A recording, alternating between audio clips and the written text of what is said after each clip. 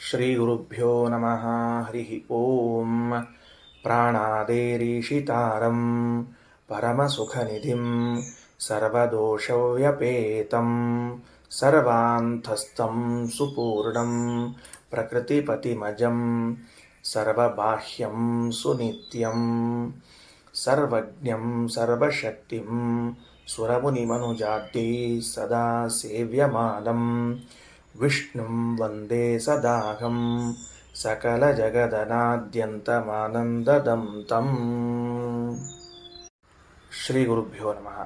ತಾರತಮ್ಯದಲ್ಲಿ ಎಲ್ಲಿಯವರೆಗೆ ಬಂತು? ಸನತ್ಕುಮಾರ ಕಾಮಶ್ಚ ಇತ್ಯೇಕ ಏವ ವ್ಯವಸ್ಥಿತಃ ಅಂತಾಯಿತು. ಬ್ರಹ್ಮನಿಗೆ ಮಗನಾಗಿ ಹುಟ್ಟಿದ ಸನತ್ಕುಮಾರ ಹಾಗೂ ಭಗವಂತನಿಗೆ ಮಗನಾಗಿ ಹುಟ್ಟಿದ ಕಾಮ, ರುದ್ರದೇವರಿಗೆ ಮಗನಾಗಿ ಹುಟ್ಟಿದ ಷಣ್ಮುಖ, ಇವರೆಲ್ಲರೂ ಒಂದೇ ಜೀವಿಯ ನಾನಾ ಅಂಶಗಳು. ತ್ರಿಮೂರ್ತಿಗಳಿಗೂ ಪುತ್ರರಾಗಿ ಹುಟ್ಟಿದ್ದಾರೆ ಕಾಮದೇವ. ಸಾಕ್ಷಾತ್ ವಿಷ್ಣುವಿನ ಪುತ್ರನಾಗಿ ಮನ್ಮಥ ಅಥವಾ ಕಾಮ ಅಂತ ಕರೆಸಿಕೊಂಡಾರ. ಇನ್ನು ಚತುರ್ಮುಖನಿಗೆ ಮಗನಾಗಿ ಸನತ್ಕುಮಾರ ಅಂತ ಕರೆಸಿಕೊಂಡಾರ. ಇನ್ನು ರುದ್ರದೇವರಿಗೆ ಮಗನಾಗಿ ಷಣ್ಮುಖ ಅಂತ ಕರೆಸಿಕೊಂಡಾರ. ಮೂವರೂ ಕೂಡ ಒಂದೇ ದೇವತೆಯ ಅಂಶರೂಪಗಳು. ಇಷ್ಟು ಹೇಳಿದ ಮೇಲೆ ಈ ಇಂದ್ರದೇವರಿಗೂ ಮತ್ತು ಕಾಮದೇವರಿಗೂ ಕೂಡ ಸಾಮ್ಯವಿದೆ. ಕಕ್ಷೆಯಲ್ಲಿ ಒಂದೇ ಕಕ್ಷೆಯಲ್ಲಿ ಬರುವಂಥವರು. ಒಂದೇ ಕಕ್ಷೆಯಲ್ಲಿ ಬಂದರೂ ಕೂಡ ಸ್ವಲ್ಪ ಗುಣಗಳಿಂದ ವ್ಯತ್ಯಾಸ ಅಂತನ್ನುವುದು ಇರುತ್ತದೆ. ಶ್ರೀಮದಾಚಾರ್ಯರು ಮುಂದೆ ಈ ಪ್ರಮಾಣ ವಚನದಲ್ಲಿ ಹೇಳುವರಿದ್ದಾರೆ. ಈಗ ಅದು ಮುಗಿಸಿದ ಮೇಲೆ ಮುಂದಿನ ವಿಷಯ ತಗೊಳ್ಳೋಣಂತೆ. ನಾನು 2 ಶ್ಲೋಕವನ್ನು ಪೂರ್ಣ ಓದ್ತೀನಿ. ಓದಿದ ಮೇಲೆ ಅದರ ವಿವರಣೆಯನ್ನು ಕೊಡ್ತೀನಿ. ಸ್ವಾಯಂಭುವೋ ಮನುರ್ದಕ್ಷೋ ವಾಯುಸ್ಪರ್ಶಾಧಿಪಸ್ತಥಾ ಬೃಹಸ್ಪತಿಶ್ಚಾನಿರುದ್ಧ ಏತೇ ಸೂರ್ಯಾದಿತೋ ಅಧಿಕಾಃ ಸೂರ್ಯಶ್ಚ ಚಂದ್ರಮಾಶ್ಚೈವ ಯಮಶ್ಚೈತೆ ತ್ರಯಸ್ಸುರಾಃ ಪ್ರೋಕ್ತೇಭ್ಯಸ್ತ್ವವರಾಶ್ಚ ಅನ್ಯದೇವೇಭ್ಯೋಪಿ ಸದಾಧಿಕಾಃ. ಇದು ಒಂದು ಘಟ್ಟ, ಇದು ಒಂದು ವಿಷಯ. ಇಲ್ಲಿ ಎಷ್ಟು ಜನರ ವಿಷಯವನ್ನು ತೆಗೆದುಕೊಂಡಿದ್ದಾರೆ ನೋಡ್ರಿ. ಸ್ವಾಯಂಭುವ ಮನು, ದಕ್ಷ, ವಾಯು ಸ್ಪರ್ಶಾಧಿಪಸ್ತಥ. ಸ್ಪರ್ಶವಾಯು ಅಂದರೆ ಪ್ರಭಹವಾಯು ಅಂತ ಅರ್ಥ. ಅವರೇನಿದ್ದಾರೆ ಪ್ರಭಹವಾಯುದೇವರು. ಇಲ್ಲಿ ಸ್ಪರ್ಶಾಧಿಪಃ ವಾಯು ಅಂದರೆ ಪ್ರಭಹವಾಯುದೇವರು ಇವರು, ಹಾಗೂ ಬೃಹಸ್ಪತಿ ಮತ್ತು ಅನಿರುದ್ಧ, ಇಷ್ಟು ದೇವತೆಗಳನ್ನು ತಗೊಳ್ರಿ. ಇವರೆಲ್ಲ ಒಂದೇ ಕಕ್ಷೆಯಲ್ಲಿ ಬಂದಾರ ಅಂತಲ್ಲ, ಇಷ್ಟು ದೇವತೆಗಳನ್ನು ತೆಗೆದುಕೊಳ್ಳ್ರಿ, ಅಷ್ಟೇ ವಿಷಯ ನಮಗೆ. ಏಕೆಂದ್ರೆ ಸ್ವಾಯಂಭುವಮನು, ದಕ್ಷ ಪ್ರಜಾಪತಿ, ಬೃಹಸ್ಪತಿ, ಅನಿರುದ್ಧ ಇವರು ಒಂದು ಕಕ್ಷೆಯಲ್ಲಿ ಬರ್ತಾರೆ. ಮತ್ತು ಪ್ರಭಹವಾಯುದೇವರು ಅವರ ಕೆಳಗಿನ ಕಕ್ಷೆಯಲ್ಲಿ ಬರ್ತಾರೆ. ಈ 2 ಕಕ್ಷೆಯಲ್ಲಿ ಬಂದ ದೇವತೆಗಳನ್ನು ಹೇಳಿ, ಇವರ ಅನಂತರದಲ್ಲಿ ಬರುವ ದೇವತೆಗಳು ಯಾರು ಅಂದರೆ ಸೂರ್ಯ, ಚಂದ್ರ, ಯಮ. ಈ ದೇವತೆಗಳು ಸಮಾನವಾದ ಕಕ್ಷೆಯಲ್ಲಿ ಬಂದು ಮೇಲಿನ ದೇವತೆಗಳಾದ ಸ್ವಾಯಂಭುವಮನು, ದಕ್ಷ ಮತ್ತು ಪ್ರಭಹವಾಯುದೇವರಿಗಿಂತ ಚಿಕ್ಕವರಾಗಿದ್ದಾರೆ. ಕೆಳಗೆ ಬರುವಂತಹ ವರುಣ, ನಾರದ, ಅಗ್ನಿ ಈ ದೇವತೆಗಳಿಗಿಂತ ಉತ್ತಮರಾಗಿದ್ದಾರೆ. ಅಂದರೆ ಈ ಪೈಂಗಿಶ್ರುತಿ ತಾರತಮ್ಯವನ್ನು ಹೇಳುವಾಗ ಮಧ್ಯದಲ್ಲಿ ಇಟ್ಟುಕೊಂಡು ವ್ಯಕ್ತಿಯನ್ನು ಮೇಲಿನ ಕಕ್ಷೆಯಲ್ಲಿದ್ದವರು ಯಾರು, ಕೆಳಗಿನ ಕಕ್ಷೆಯಲ್ಲಿದ್ದವರು ಯಾರು ಅಂತ ಎರಡನ್ನೂ ಹೇಳಲಿಕ್ಕೆ ಹೊರಟಾರೆ. ಈಗ ನಾವೇನು ಮಾಡ್ಬೋಣ ಅಂತಂದ್ರೆ, ಸೂರ್ಯ, ಚಂದ್ರ, ಯಮ ಇವರ ಜೊತೆಗೆ ಇನ್ನೊಬ್ಬರನ್ನು ತಗೊಳ್ಬೇಕು, ಶತರೂಪ ದೇವಿಯನ್ನು ತಗೊಳ್ಬೇಕು. ತಲೆಯಲ್ಲಿ ಇಟ್ಕೊಳ್ಳೋಣಂತ ಫಸ್ಟು. ಎಲ್ಲರೂ ಇಲ್ಲಿ ಗಮನಿಸಬೇಕು. ಏನು ಅಂದರೆ ಸೂರ್ಯ, ಚಂದ್ರ, ಯಮ, ಶತರೂಪಾದೇವಿಯರು. ಶತರೂಪಾದೇವಿ ಅಂದರೆ ಸ್ವಯಂಭೂ ಮನು ಇದ್ದಾನೆ. ಸ್ವಯಂಭೂ ಮನು, ಆ ಸ್ವಯಂಭುವ ಮನುವಿನ ಹೆಂಡತಿ ಅವಳು. ಸ್ವಯಂಭೂ ಮನುವಿನ ಹೆಂಡತಿಯಾದ ಶತರೂಪಾದೇವಿಯು ಹಾಗೂ ಸೂರ್ಯ, ಚಂದ್ರ, ಯಮರು ಇವರು 4 ಜನರು ಏನಾಗಿದ್ದಾರೆ, ಸಮಾನವಾದ ಕಕ್ಷೆಯಲ್ಲಿ ಬರುತ್ತಾರೆ. ಇದು ಮೊದಲು ನಿರ್ಧಾರ ಮಾಡ್ಕೊಂಡ್ವಿ ನಾವೀಗ. ಎಷ್ಟನೇ ಕಕ್ಷಾ ಅಂಬೋದು ಈಗ ಬೇಡ, ಅದು ಮತ್ತೆ ಪ್ರತ್ಯೇಕ ಚರ್ಚೆ ಆಗ್ತದೆ. ಇಷ್ಟು ತಿಳ್ಕೊಂಬೋಣಂತೆ. ಇವರ ಮೇಲ್ ಯಾರಿದ್ದಾರೆ ಅಂತ ಬಂದರೆ ವೆರಿ ಪ್ರೀವಿಯಸ್ ಫಸ್ಟ್ ಮೊಟ್ಟ ಮೊದಲು ಇದ್ದವರು ಯಾರು ಅಂದರೆ ಪ್ರಭಹವಾಯುದೇವರು, ಬೇರೆ ಯಾರೂ ಅಲ್ಲ. ಇದಕ್ಕೆ ಮೊಟ್ಟ ಮೊದಲು ಇರೋರು ಯಾರು ಅಂತ ಕೇಳಿದ್ರೆ ಪ್ರಭಹವಾಯುದೇವರು. ಆಯ್ತಾ? ನೋಡ್ರಿ, ಇಲ್ಲಿ ಬಂದ ನೋಡ್ರಿ. ಅವ್ರಿಗೇನು ಕರೆದಾರಿಲ್ಲಿ ಅಂದ್ರೆ ವಾಯು ಸ್ಪರ್ಶಾಧಿಪಸ್ತಥಾ ಅಂತಂದಾರ. ಅಂದ್ರೆ ಆ ಶ್ಲೋಕ ಸಂಯೋಜನ, ಉಪನಿಷತ್ತಿನಲ್ಲಿ ಶ್ಲೋಕ ಯೋಜನ ಆಗೋ ಕಾಲಕ್ಕೆ ಸ್ವಯಂಭೂಮನು, ದಕ್ಷ, ಬೃಹಸ್ಪತಿ, ಅನಿರುದ್ಧ ಅಂತ ಬಂದು ಆಮೇಲೆ ಸ್ಪರ್ಶಾಧಿಪತಿಗಳಾದ ವಾಯು ಅಂತ ಬಂದು ಇವರೆಲ್ಲರೂ ಸೂರ್ಯನಿಗಿಂತ ಉತ್ತಮರು ಅಂತ ಬರಬೇಕಾಗಿದೆ. ಹಿಂದೆ ಮುಂದಾಗಿದೆ. ಸ್ವಲ್ಪ ನಾವು ಅಡ್ಜಸ್ಟ್ ಮಾಡ್ಕೊಳ್ಬೇಕು. ಅದನ್ನು ಹೆಂಗೆ ಮಾಡ್ಕೋಬೇಕು? ಸ್ವಯಂಭೂಮನು, ದಕ್ಷ ಪ್ರಜಾಪತಿ, ಬೃಹಸ್ಪತಿ, ಅನಿರುದ್ಧ ಇವರು ಒಂದೇ ಕಕ್ಷೆಯಲ್ಲಿ ಬರ್ತಾರೆ. ಅವರ ಆದ ಮೇಲೆ ಸ್ಪರ್ಶಾಧಿಪತಿಗಳಾದ ವಾಯು ಅಂದ್ರೆ ಪ್ರವಾಹ ವಾಯುದೇವರು. ಇವರೆಲ್ಲರೂ ಎಲ್ಲಿ ಬಂದರು? ಸೂರ್ಯ, ಚಂದ್ರ, ಯಮ, ಶತರೂಪಾದೇವಿಗಿಂತ ಮೇಲ್ ಬಂದರು. ಸರಿನಾ? ಇವರು ಕೆಳಗೆ ಯಾರು ಬರ್ತಾರ ಎಂಬುದನ್ನು ಹೇಳ್ತಾರೆ. ಪ್ರೋಕ್ತೇಭ್ಯಸ್ತು ಅವರಾಶ್ಚ ಅನ್ಯ ದೇವೇಭ್ಯೋಪಿ ಸದಾಧಿಕಾ.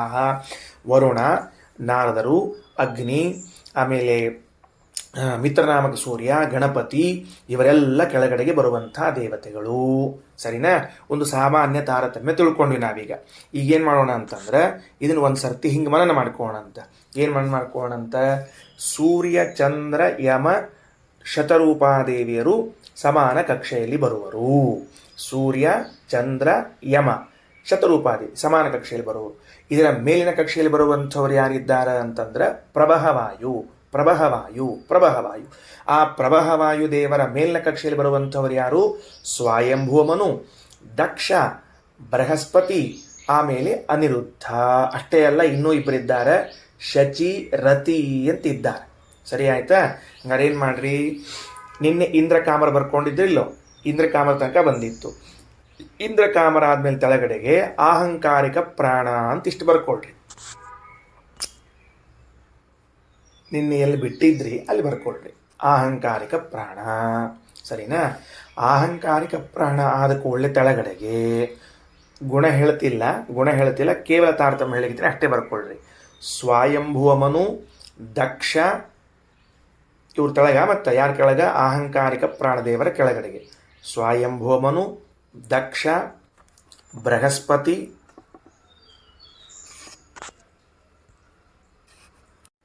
ಆಗ ಜೊತೆಗೆ ಇನ್ಯಾರು ಬರ್ಕೋಬೇಕು? ಅನಿರುದ್ಧ, ಶಚಿ, ರತಿ. ಬೃಹಸ್ಪತಿವರೆಗೆ ಬರ್ಕೊಂಡ ಮೇಲೆ ಅನಿರುದ್ಧ, ಶಚಿ, ರತಿ. ಸ್ವಯಂಭೂಮನು, ದಕ್ಷ ಪ್ರಜಾಪತಿ, ಬೃಹಸ್ಪತಿ, ಶಚಿ, ರತಿ, ಅನಿರುದ್ಧ. ಅಥವಾ ಅನಿರುದ್ಧ, ಶಚಿ, ರತಿ. ಗಂಡಸರ ಒಂದು ಕಡೆ ಹೇಳಿ, ಇಬ್ಬರು ಹೆಣ್ಮಕ್ಳು ಒಂದು ಕಡೆ ಹೇಳಿಗತ್ತೀನಿ. ಇವರಿಷ್ಟರು ಬರ್ಕೊಳ್ಬೇಕು. ಇದು ಆದ ಮೇಲೆ ಪ್ರವಾಹ ವಾಯು. ನೆಕ್ಸ್ಟ್ ಕೆಳಗಿನ ಕಕ್ಷೆ ಪ್ರವಾಹ ವಾಯು. ಆದ ಮೇಲಿನ ಕಕ್ಷೆಯಲ್ಲಿ ಸೂರ್ಯ, ಚಂದ್ರ, ಯಮ, ಶತರೂಪಾ ದೇವಿ. ಸೂರ್ಯ, ಚಂದ್ರ, ಯಮ, ಶತರೂಪಾ ದೇವಿ. ಯಾರ್ಯಾರು ಬಂದರು? ಅಹಂಕಾರಿಕ ಪ್ರಾಣದೇವರು, ಸ್ವಯಂಭೂಮನು, ದಕ್ಷ, ಬೃಹಸ್ಪತಿ, ಅನಿರುದ್ಧ, ಶಚೀರತಿ, ಪ್ರಬಹ ವಾಯುದೇವರು. ಆದಮೇಲೆ ಸೂರ್ಯ, ಚಂದ್ರ, ಯಮ, ಶತರೂಪಾ ದೇವಿ. ಇಷ್ಟರ ತನಕ ಬಂದದ. ಹಾಗಾದರೆ ಕಕ್ಷಾ ತಾರತಮ್ಯದಲ್ಲಿ ಮೊದಲನೇ ಕಕ್ಷೆಯಲ್ಲಿದ್ದವನು ನಾರಾಯಣ, ಎರಡನೇ ಕಕ್ಷೆಯಲ್ಲಿದ್ದವಳು ಮಹಾಲಕ್ಷ್ಮಿ, ಬ್ರಹ್ಮವಾಯುಗಳು, ಭಾರತಿ ಸರಸ್ವತಿಯರು, ಗರುಡಶೇಷ ರುದ್ರದೇವರು, ಜಾಂಬವತಿ, ಕಾಳಿಂದಿ, ಭದ್ರಾ, ನೀಲ, ಮಿತ್ರವಿಂದ, ಲಕ್ಷಣ, ಸೌಪರ್ಣಿ, ವಾರುಣಿ, ಪಾರ್ವತಿ, ಇಂದ್ರ, ಕಾಮರು, ಅಹಂಕಾರಿಕ ಪ್ರಾಣದೇವರು, ಸ್ವಯಂಭೂಮನು, ದಕ್ಷ, ಬೃಹಸ್ಪತಿ, ಅನಿರುದ್ಧ, ಶಚಿ, ರತಿ, ಪ್ರಬಹ ವಾಯುದೇವರು, ಸೂರ್ಯ, ಚಂದ್ರ, ಯಮ, ಶತರೂಪಾ ದೇವಿ. ಇಲ್ಲಿಯವರೆಗೆ ಮುಖತಃ ತಾರತಮ್ಯವನ್ನು ಹೇಳಿ ಮುಂದೇನು ಬಿಡ್ತು? ಪ್ರೋಕ್ತೇಭ್ಯಸ್ತ್ವವರಾಶ್ಚ ಅನ್ಯ ದೇವೇಭ್ಯ ಸದಾಧಿಕಾ. ಈ ಹಿಂದೆ ಹೇಳಿದವರಿಗಿಂತ ಕಡಿಮೆ ಇದ್ದಾರೆ, ಮುಂದೆ ಹೇಳುವ ದೇವತೆಗಳಿಗಿಂತ ಉತ್ತಮರಿದ್ದಾರೆ ಅಂತ ಹೇಳಿ ಇಲ್ಲಿಯ ತಾರತಮ್ಯವನ್ನು ನಿಲ್ಲಿಸಿಬಿಡ್ತು. ಸರಿ ಆಯ್ತಾ? ವಿಷಯ ಹೋಗೋಣಂತ, ಮುಂದೆ ಹೋಗೋಣಂತ. ಇಷ್ಟಕ್ಕೆ ಹೇಳ್ಯಾರ, ಇಷ್ಟಕ್ಕೆ ನಿಲ್ಲಿಸೋಣಂತ ಮುಂದೆ. ಈಗ ನೋಡ್ರಿ, ಬಹಳ ಚಂದದ ಕರ್ಮಜ ದೇವತೆಗಳ ಬಗ್ಗೆ ಕೆಲವು ಮಾತುಗಳನ್ನು ಆಡ್ತಾ ಇದ್ದಾರೆ. ಮೊದಲು ಉಪನಿಷತ್ತಿನ ಭಾವವನ್ನು ನೋಡೋಣಂತ, ಆಮೇಲೆ ನಮ್ಮ ಭಾವ ನೋಡೋಣಂತ ಏನಂತ ತಿಳ್ಕೊಂಡು. ಕಾರ್ತವೀರ್ಯ ಪೃಥುಶ್ಚೈವ ದೌಶ್ಯಂತಿರ್ಭರತಸ್ತಥಾ ಶಶಬಿಂದುಶ್ಚ ಮಾಂಧಾತ ಕಕುತ್ಸ್ಥಾದ್ಯಾಸ್ತಥಾ ಪರೇ ಸರ್ವೇ ತೇ ವಿಷ್ಣುನಾವಿಷ್ಟಾಃ ವಿಷ್ಣೋರ್ಭಿನ್ನಾ ಸದೈವತು ಶತಾವರಾಶ್ಚ ದೇವೇಭ್ಯಃ ಕರ್ಮದೇವ ಇತಿ ಸ್ಮತಃ. ಇವರು ಹಿಂದೆ ಹೇಳಲಾದ ದೇವತೆಗಳಿಗಿಂತ 100ರಷ್ಟು ಕಡಿಮೆ ಇದ್ದಾರೆ. ಇರಲಿ, ಅವ್ರು ಎಲ್ಲಿ ಬರ್ತಾರೆ ಆಮೇಲೆ ನೋಡಂತ. ಮೊದಲು ಈ ಹಿಂದೆ ಹೇಳಲಾದ ದೇವತೆಗಳಿಗಿಂತ ಶತಗುಣ ಅವರು ಅಂತ ತಿಳಿದುಕೊಂಡ ಮೇಲೆ ನೋಡ್ರಿ, ಇವ್ರನ್ನೆಲ್ಲ ಏನು ಕರೆದಾರ?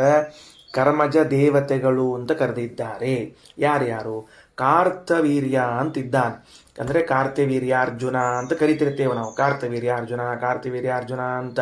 ಆಮೇಲೆ ಪೃಥುರಾಜ, ಆಮೇಲೆ ದುಷ್ಯಂತನ ಮಗನಾಗಿರುವಂತಹ ಭರತ, ಜೊತೆಗೆ ಶಶಬಿಂದು, ಮಾಂಧಾತ, ಕಕುತ್ಥ ಇವರೇ ಮೊದಲಾದವರೆಲ್ಲರೂ ಕೂಡ ವಿಷ್ಣುನ ಆವಿಷ್ಟಾಹ, ಭಗವಂತನ ಆವೇಶಕ್ಕೆ ಒಳಗಾದವರು. ವಿಷ್ಣೋಹೋ ಭಿನ್ನಾಹ ಸದೈವ, ಯಾವಾಗಲೂ ಭಗವಂತನಿಂದ ಭಿನ್ನರೇ ಆಗಿದ್ದಾರೆ, ಭಗವಂತನ ಆವೇಶಕ್ಕೊಳಗಾಗಿದ್ದಾರೆ. ದೇವೇಭ್ಯ ಶತ ಅವರಾಶ್ಚ, ದೇವತೆಗಳಿಗಿಂತ 100ರಷ್ಟು ಕಡಿಮೆ ಇದ್ದಾರೆ. ಅದು ಇರಲಿ, ಯಾವ ದೇವತೆಗಳಿಗಿಂತ ಎಲ್ಲಿ ಅಂತ ಮುಂದೆ ನೋಡಂತ. ಇವರಿಗೆಲ್ಲ ಹೆಸರೇನು? ಕರ್ಮದೇವ ಇತಿ ಸ್ಮೃತಾಹ. ಏನು ಕರೆದಿದ್ದಾರೆ ಇವರಿಗೆ? ಕರ್ಮಜ ದೇವತೆಗಳು, ಕರ್ಮಜ ದೇವತೆಗಳು ಅಂತ ಕರೆದಿದ್ದಾರೆ. ಬಹಳ ಆಶ್ಚರ್ಯ, ಬಹಳ ಆಶ್ಚರ್ಯ. ಇವ್ರನ್ನೆಲ್ಲ ನಾವು ಪುರಾಣ ಕೇಳುವಾಗ ರಾಜರು ಅಂತ ತಿಳ್ಕೊಂಡಿರ್ತೇವೆ. ಕಾರ್ತಿವೀರ್ಯಾರ್ಜುನ ಒಬ್ಬ ರಾಜ, ಪೃಥುರಾಜ, ಭರತರಾಜ, ಶಶಬಿಂದು, ಮಾಂಧಾತ ರಾಜ ಅಂತ ಹಿಂಗೆಲ್ಲ ತಿಳ್ಕೊಂಡಿರ್ತೇವೆ. ಶ್ರೀಮದಾಚಾರ್ಯ ಹೇಳೋ ಪ್ರಕಾರ ಸರ್ವೇತೆ ವಿಷ್ಣುನಾವಿಷ್ಟಾಹ ವಿಷ್ಣೋರ್ಭಿನ್ನ ಸದೈವತು ಶತಾವರಾಶ್ಚ ದೇವೇಭ್ಯ ಕರ್ಮದೇವ ಇತಿ ಸ್ಮೃತಾಹ. ಇವರನ್ನೆಲ್ಲರನ್ನೂ ಕೂಡ ಕರ್ಮಜ ದೇವತೆಗಳು ಅಂತ ತಿಳಿದುಕೊಳ್ಳ್ರಿ. ಅಂದರೆ ಏನು? ಕರ್ಮಣ ಯೇ ದೇವತ್ವಂ ಪ್ರಾಪ್ತಾಹ ತೇ ಕರ್ಮದೇವಾಹ. ಯಾರು ತಮ್ಮ ಕರ್ಮಾಚರಣೆಯ ಮೂಲಕ ದೇವತ್ವವನ್ನು ಪಡೆದುಕೊಂಡಿದ್ದಾರೋ ಅವರನ್ನು ಕರ್ಮದೇವತೆಗಳು ಅಂತ ಕರೀತಾರೆ. ಉಳಿದವರನ್ನ ತಾತ್ವಿಕ ದೇವತೆಗಳು ಅಂತ ಕರೀತಾರೆ. ಅವರು ಕರ್ಮದಿಂದ ದೇವತ್ವ ಪಡೆದವರಲ್ಲ, ಸ್ವಾಭಾವಿಕವಾಗಿ ದೇವತ್ವ ಇದ್ದವರು. ಉದಾಹರಣೆಗೆ ಸೂರ್ಯ ಇದ್ದಾರೆ ಮೇಲೆ, ಕೆಳಗಡೆಗೆ ಪೃಥು ಇದ್ದಾರೆ. ಈ ಪೃಥುರಾಜನಿಗೂ ಸೂರ್ಯನಿಗೂ ಇಬ್ಬರೂ ದೇವತೆಗಳೇ. ಪೃಥುರಾಜ ಕರ್ಮದಿಂದ ದೇವತ್ವವನ್ನು ಸಂಪಾದನೆ ಮಾಡಿದವರು, ಸೂರ್ಯ ಸ್ವಾಭಾವಿಕವಾಗಿ ದೇವತೆಗಳಾದವರು. ಹಂಗಾರೆ ಕರ್ಮದಿಂದ ದೇವತ್ವವನ್ನು ಸಂಪಾದನೆ ಮಾಡಲಿಕ್ಕೆ ಅವಕಾಶ ಇದೆ ಅಂತಾದರೆ ಉಳಿದವರು ಅನಧಿಕಾರಿಗಳು ಪ್ರಯತ್ನ ಮಾಡಬಹುದೇನೋ ಅಂತ ಹೇಳಿದರೆ ಇಲ್ಲ. ಅವರಿಗೆ ಆ ತರಹದ ಸ್ವರೂಪ ಇರ್ತದೆ. ಏನಂತ, ಯಾವ ತರಹದ ಸ್ವರೂಪ ಇರ್ತದೆ? ಸಾಧನೆಯನ್ನು ಮಾಡಿಕೊಂಡು ದೇವತ್ವ ಪಡೆಯುವಂತಹದ್ದೇ ಸ್ವರೂಪ ಇರ್ತದೆ. ಉದಾಹರಣೆಗೆ ವಿಶ್ವಾಮಿತ್ರರ ಬ್ರಾಹ್ಮಣ್ಯ. ವಿಶ್ವಾಮಿತ್ರರ ಬ್ರಾಹ್ಮಣ್ಯ ಹೆಂಗಾದ್ರೆ ಅವರು ಮೂಲತಃ ಕ್ಷತ್ರಿಯರಾಗಿ ಜನ್ಮಿಸಿದರು. ಸ್ವರೂಪ ಹೆಂಗಿತ್ತವರದ್ದು ಅಂದ್ರೆ ಬ್ರಾಹ್ಮಣ ಇತ್ತು. ಹಾಗಾಗಿ ಸಾಧನೆಯಿಂದ ತಮ್ಮ ಬ್ರಾಹ್ಮಣ್ಯವನ್ನು ಪುನಃ ಆವಿಷ್ಕಾರ ಮಾಡಿಕೊಂಡ್ರು. ತದ್ವತ್ ಕರ್ಮಜ ದೇವತೆಗಳಾದವರಿವರು ಅಂದರೆ ಕರ್ಮಣ ದೇವತ್ವಂ ಪ್ರಾಪ್ತಾಹ, ಕರ್ಮದಿಂದಾಗಿ ದೇವತ್ವವನ್ನು ಸಂಪಾದನೆ ಮಾಡಿರುತ್ತಾರೆ. ಇಷ್ಟಕ್ಕೇನಾಯ್ತು? ಕಾರ್ತಿವೀರ್ಯ ಪೃತುಶ್ಚೈವ ಮಾಂಧಾತ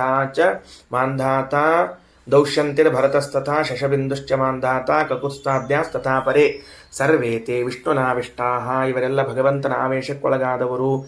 ವಿಷ್ಣೋಹ ಭಿನ್ನಾಹ ಸದೈವ, ಭಗವಂತನಿಂದ ಭಿನ್ನರೇ ಆಗಿದ್ದಾರೆ.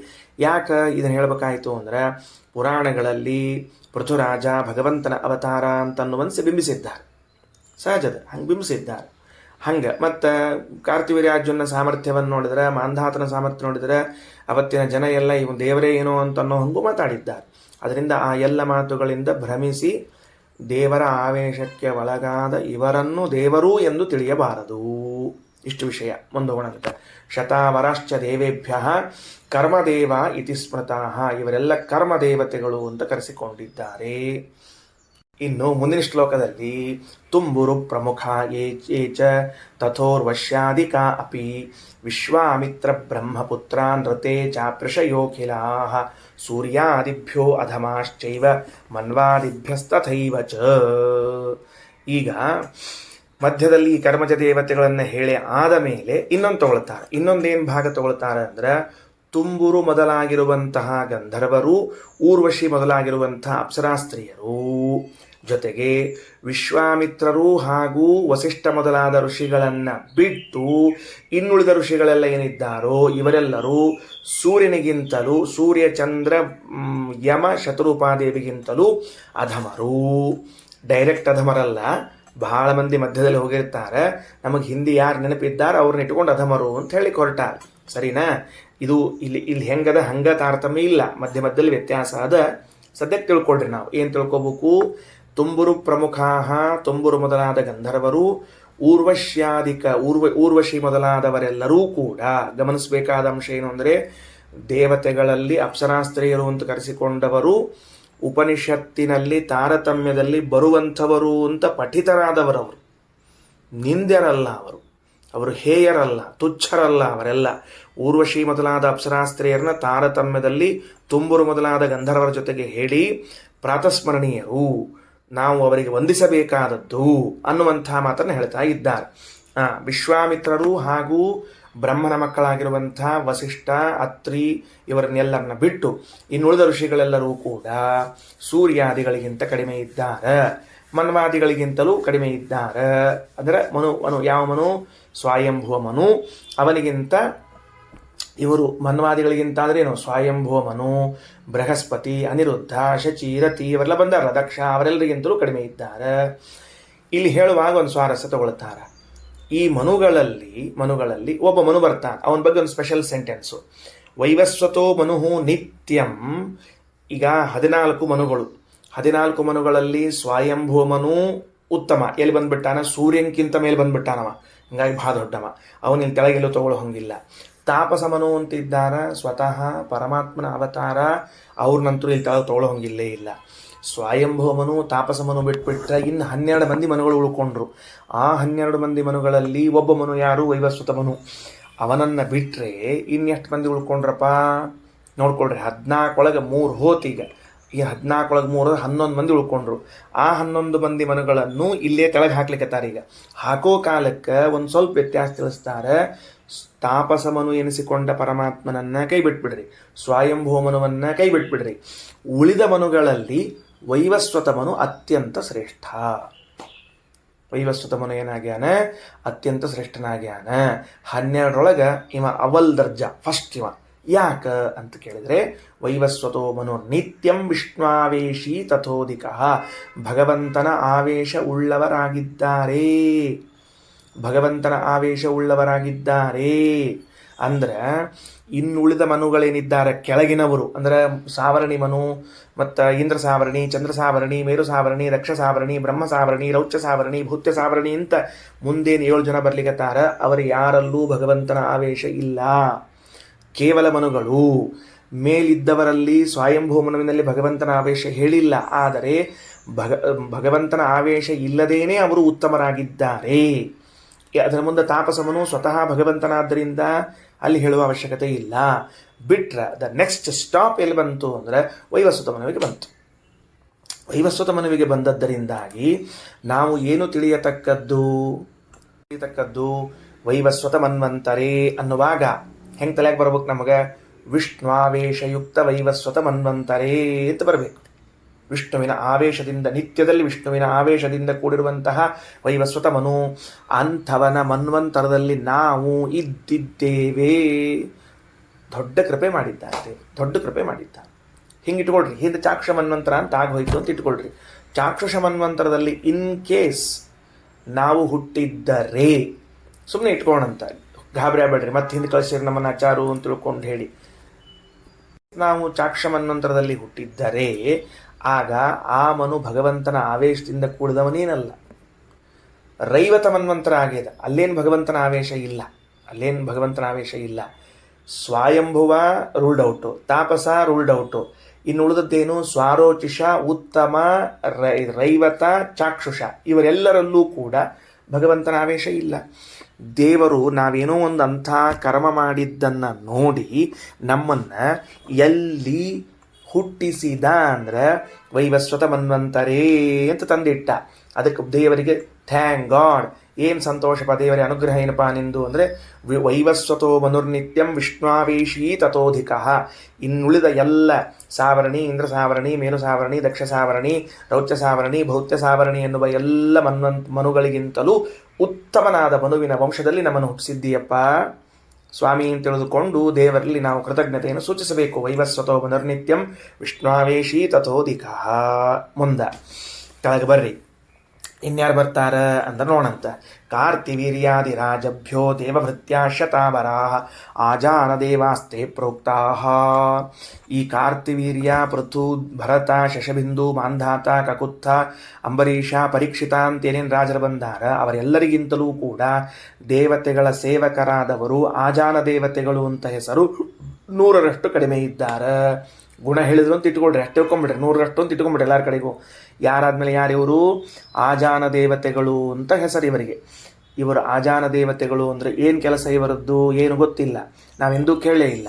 ಇವರನ್ನ ಇನ್ನೊಂದು ಹೆಸರಿನಿಂದ ಕರೀತಾರೆ, ಅನಾಖ್ಯಾತರು ಆಜಾನಜರು ಅಂತ ಕರೀತಾರೆ. ಪುರಾಣಗಳಲ್ಲಿ ಇವರ ಹೆಸರು ಬಂದಿಲ್ಲ. ಏನು ಗೊತ್ತಾಯ್ತಾ? ಏನಂತ ತಿಳ್ಕೋಬೇಕು, ಇವರು ಯಾರೂ ಕೂಡ ಪುರಾಣಗಳಲ್ಲಿ ತಮ್ಮ ಹೆಸರನ್ನು ಬರೆಸಿಕೊಂಡ ಬರಲ್ಲ. ಮತ್ತು ಅನಾಖ್ಯಾತರು ಮತ್ತು ಆಜಾನರು ದೇವತೆಗಳ ಕುಲದಲ್ಲಿ ಹುಟ್ಟಿದವರು, ದೇವತೆಗಳ ಮನೆಗಳಲ್ಲೇ ಹುಟ್ಟಿರ್ತಾರೆ. ಪುರಾಣಗಳಲ್ಲಿ ವೇದಗಳಲ್ಲಿ ಅವರು ಪ್ರಸಿದ್ಧಿಯನ್ನು ಹೊಂದಿರೋದಿಲ್ಲ. ಇಂಥ ಒಂದು ದೇವತಾ ಗಣ ಅದ, ಅದಕ್ಕೆ ಅನಾಖ್ಯಾತರು ಆಜಾನರು ಅಂತ ಕರೀತಾರೆ. ಅನಾಖ್ಯಾತರು ಅಂದ್ರೆ ಹೆಸರು ಪ್ರಸಿದ್ಧಿ ಇಲ್ಲ, ಆಜಾನ ಅಂದ್ರೆ ದೇವತೆಗಳ ವಂಶದಲ್ಲಿ ಹುಟ್ಟಿದ್ದಾರೆ. ನೋಡ್ರಿ, ಖರೆ ಅಂದ್ರೆ ಇವ್ರು ತೆಳಗೆ ಬಂದಾರ ಅಂತ ಅನ್ನೋದು ಇರಲಿ, ಅದು ತಾರತಮ್ಯದಲ್ಲಿ ತೆಳಗೆ ಅವ್ರು ಎಲ್ಲಿದ್ದಾರೆ ಇರುವಲ್ರ. ಯಾಕೆ ಬಹಳ ಆಶ್ಚರ್ಯ ಎನಿಸೋದೇನು ಅಂದರೆ, ಬಾಯಿಗೆ ಲಾಕ್ ಹಾಕ್ಕೊಂಡು ತಮ್ಮ ಸಾಧನ ತಾವು ಮಾಡ್ಕೋತ ಹೊಂಟು ಬಿಟ್ಟಾರ, ಯಾರನ್ನೂ ಮಾತಾಡಿಸ್ತಿಲ್ಲ ಅವರು. ಎಲೆ ಮರಿಯ ಕಾಯಿ ಅಂತೇನೋ ಒಂದು ದೃಷ್ಟಾಂತ ಕೊಡ್ತಿರ್ತಾರೆ ನೋಡ್ರಿ ಕೆಲವರಿಗೆಲ್ಲ. ನಿತ್ಯ ಪೇಪರ್ನಾಗ ಫೋಟೋ ಬರ್ತಿರ್ತಲ್ಲ, ಅವ್ರಿಗೆ ಇದನ್ನು ಕೊಟ್ಟಿರ್ತಾರೆ ದೃಷ್ಟಾಂತ, ಎಲೆ ಮರಿಯ ಕಾಯಿ ಅಂತಂದ್ರೆ ಹಂಗಿಲ್ಲ. ಪ್ರೋಕ್ತಃ ಇವರು ಕೆಳಗಿದ್ದಾರೆ. ಯಾರ ಕೆಳಗ? ಕರ್ಮಜ ದೇವತೆಗಳು ಅಂತ ಕರೆಸಿಕೊಂಡ ಲೋಕದಲ್ಲಿ ಚಕ್ರವರ್ತಿಗಳು ಪ್ರಸಿದ್ಧರಾದವರು ಯಾರಿದ್ದಾರೆ ಅವರ ಕೆಳಗಿದ್ದಾರೆ. ತೇಭ್ಯಶ್ಚ ಈ ಆಜಾನ ದೇವತೆಗಳಿಗಿಂತಲೂ ಪಿತರಶ್ಚಿರಾಹ, ಚಿರಪಿತೃಗಳು ಕಡಿಮೆಯವರು. ತಗೊಳ್ರಿ, ಚಿರಪಿತೃಗಳೇನಿದ್ದಾರೆ ಕಡಿಮೆಯವರು ಅಂತ ಇಷ್ಟು ಹೇಳಿ ಸುಮ್ ಕೂಡ್ಲಿಲ್ಲ. ಆಯ್ತಲ್ಲ, ಮತ್ತೆ ಚಿರಪಿತೃಗಳು ಅಂತಿದ್ದಾರೆ ತೆಳಗೆ ಬಂದ್ರಲ್ಲ ಅಂತ ಹೇಳಿದ ಕೂಡಲೇ ಹೇಳ್ತದೆ, ತಡ್ರಿ ಇಲ್ಲೊಂದು ವಿಶೇಷದ. ಏನು ವಿಶೇಷದ ಅಂದ್ರೆ ನೋಡ್ರಿ, ಕರ್ಮಜ ದೇವತೆಗಳೆನಿಸಿಕೊಂಡವರು ಕಾರ್ತಿವೀರ್ಯಾರ್ಜುನರು, ಕಾರ್ತಿವೀರ್ಯ ಮೊದಲಾದವರು. ಕಾರ್ತಿವೀರ್ಯಾರ್ಜುನ ಮೊದಲಾದವರಿಗಿಂತ ಕೆಳಗಿದ್ದವರು ಆಜಾನ ದೇವತೆಗಳು, ಅವರ ಕೆಳಗೆ ಬರುವಂಥವರು ಚಿರಪಿತೃಗಳು ಅಂತ ಹೇಳಿದ ಮೇಲೂ ಒಂದು ಸ್ವಾರಸ್ಯವನ್ನು ಹೇಳ್ತದೆ. ಪಿತೃಣಾಂ ಸಪ್ತಕಂ ಯತ್ತತ್ ಕರ್ಮದೇವ ಸಮಂ ಮತಂ. ಈ ಚಿರಪಿತೃಗಳಲ್ಲಿ 7 ಜನ ಇದ್ದಾರಂತೆ. ಆ 7 ಜನರು ಕರ್ಮಜ ದೇವತೆಗಳಿಗೆ ಸಮಾನರು. ದೊಡ್ಡ ವಿಷಯ. ಮತ್ತೊಂದು ಹೊಸ ಅಂಶ ಅಂದ್ರೆ, ಸ್ಟೆಪ್ 1 ಕರ್ಮಜ ದೇವತೆಗಳು, ಸ್ಟೆಪ್ 2 ಅನಾಖ್ಯಾತರು, ಸ್ಟೆಪ್ 3 ಚಿರಪಿತೃಗಳು. ಈ ಚಿರಪಿತೃಗಳಲ್ಲಿ ಎಷ್ಟು ಮಂದಿ ಇದ್ದಾರೋ ಅದರಲ್ಲಿ 7 ಮಂದಿನ ಹೊರಗೆ ತೆಗೀರಿ, ಅವ್ರನ್ನ ಸ್ಟೆಪ್ 2 ಕಲ್ಲ ಸ್ಟೆಪ್ 1ಗೆ ಇಟ್ಬಿಡ್ರಿ ಅಂತ ಹೇಳ್ತಾರೆ ಶ್ರೀಮದಾಚಾರ್ಯ ಹೇಳೋ ಕಾಲಕ್ಕೆ. ಅಂದರೆ ಇವರೆಲ್ಲ 7 ಜನ ಪಿತೃಗಳು, ಕಾರ್ತಿವೀರ್ಯಾರ್ಜುನ, ಅಂಬರೀಷ, ಪರೀಕ್ಷಿತ, ಭರತ, ಪೃಥು, ಶಶಬಿಂದು, ಮಾಂಧಾತ, ಇವರ ಜೊತೆಗೆ ಇವರು 7 ಜನ ಬರ್ತಾರೆ. ಯಾರ ಹೆಸರು ಹೇಳಿಲ್ಲ, ಯಾರ ಆಚಾರ ಹೆಸರು ಹೇಳ್ರಿ ಅಂದ್ರೆ ನನಗೆ ಗೊತ್ತಿಲ್ಲ.